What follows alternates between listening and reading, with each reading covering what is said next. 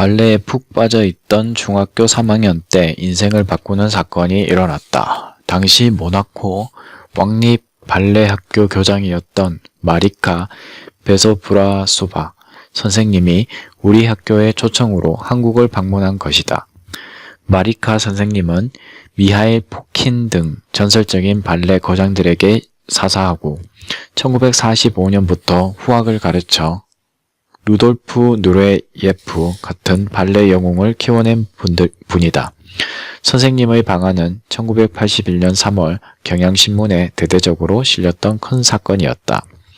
선생님이 한국을 방문한 것은 발레 불모지에 가까운 한국에서 발레에 재능이 있는 진주를 발굴하기 위해서였다.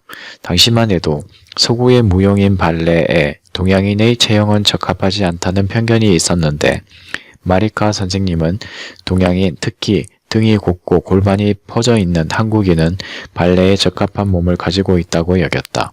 선생님은 집에 서예 작품을 표구하여 걸어놓을 정도로 동양 문화에 대한 이해가 깊은 분이었다. 그런 선생님 눈에 띈 것이 나였다. 마리카 선생님은 다른 학생들은 무대에서 복잡한 동작을 하며 실력을 자랑하는 반면 나는 큰 동작 없이 가만히 서 있는데도 관객을 빨아들이는 힘이 있다고 하셨다. 배워서 되는 것이 아닌 타고난 아우라가 있다는 것이다. 수진에겐 뭔가가 있어. 그때 나는 기본기가 탄탄하거나 테크닉이 뛰어나지는 않았지만 이 말 한마디로 감수성과 표현력을 인정받은 셈이었다. 지금 또 나는 감정이입을 잘해 뉴스를 보다가 책을 읽다가 음악을 듣다가 대화를 나누다가 자주 눈물을 흘리는 울보다. 발레리나로서 워낙 강인한 이미지로 잘 알려져 있긴 하지만 사실 나는 눈물이 많다. 그 짧은 시간에 선생님이 나의 그런 면모를 어떻게 발견하셨는지 모르겠지만 현역 시절 내내 모든 동작에 감정이 실리는 발레리나라는 호평을 자주 받았는데 어린 내 잠재력을 알아봐 주신 선생님의 안목이 고마울 뿐이다. 마리카 선생님은 부모님께 딸의 유학을 권유하셨다. 부모님은 아직 어리기만 한 딸을 유학 보내는 것을 주저하셨다. 그러자 선생님은 확신에 찬 목소리로 말씀하셨다. 수지는 10만 명 발레리나 중 1명 나올까 말까 한 아이입니다. 더 큰 세상에서 발레를 배워야 해요. 제대로 된 교육을 받으며 갈고 닦으면 분명 세계적인 발레리나로 성장할 겁니다. 저를 믿고 보내주세요.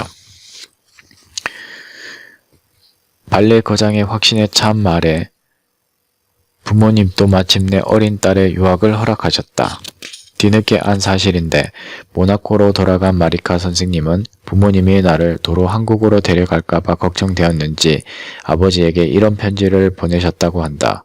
수진을 제게 보내주시면 수양딸 삼아 조금 오래 데리고 있으면서 제대로 키워내고 싶습니다.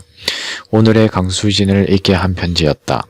나는 인복이 많아 10대에 좋은 스승을 만났다.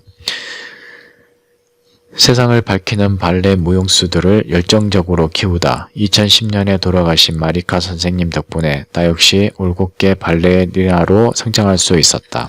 어머니가 그때를 떠올리며 이렇게 말씀하신 적이 있다. 나는 수진이가 유학을 간 그 순간부터 그 아이를 내 딸이라고 생각해 본 적 없어. 이제 수진이는 만인의 딸이잖아.